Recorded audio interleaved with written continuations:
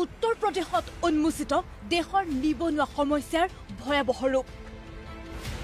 সাফাই কৰ্মীৰ 114টা খালী পদৰ বাবে লানি লাগিছে অভিযন্তা MBA, BSc, BA, MA পাছ প্ৰাৰ্থীৰ। দিল্লীতো মোদী চৰকাৰ, উত্তৰ প্ৰদেশতো যোগী আদিত্যনাথৰ নেতৃত্বাধীন গেৰুৱা চৰকাৰ। শাসনৰ বাঘজৰী হাতত লোৱাৰ সময়ত প্ৰতি বছৰে দেশৰ 2 কোটি নিবনুৱাক সংস্থাপনৰ প্ৰতিশ্ৰুতি দিছিল দেশৰ প্ৰধানমন্ত্ৰীয়ে।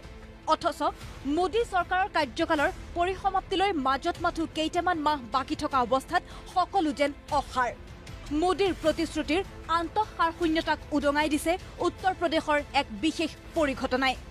ৰাজ্যখনৰ আমৰোহা নগৰপালিকাত খালী হৈ থকা 114টা সাফাই কৰ্মচাৰী পদত মকৰলৰ বাবে বিজ্ঞাপন দিছিল সংশ্লিষ্ট বিভাগে।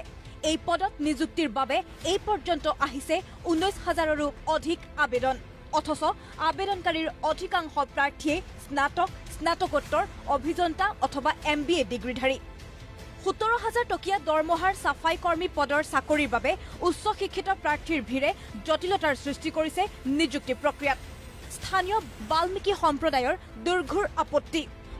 উচ্চ শিক্ষিত প্ৰাৰ্থীৰ ভিৰৰ বাবে সম্প্ৰদায়টোৰ নিবনুৱা যুৱকে নাপাব সাফাই কৰ্মীৰ চাকৰি। সম্প্ৰদায়টোৰ প্ৰবল প্ৰতিবাদৰ বাবেই নিযুক্তি প্ৰক্ৰিয়া আৰম্ভ কৰিও অৱশেষত সাময়িকভাৱে সেয়া বন্ধ কৰিবলৈ বাধ্য হৈছে কৰ্তৃপক্ষ।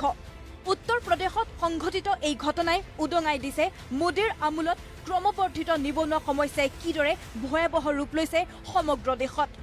পুনৰ নিৰ্বাচন সমাগত, অথচ দেশৰ কোটি কোটি নিবনুৱাৰ সন্দৰ্ভত উদাসীন প্ৰধানমন্ত্ৰী।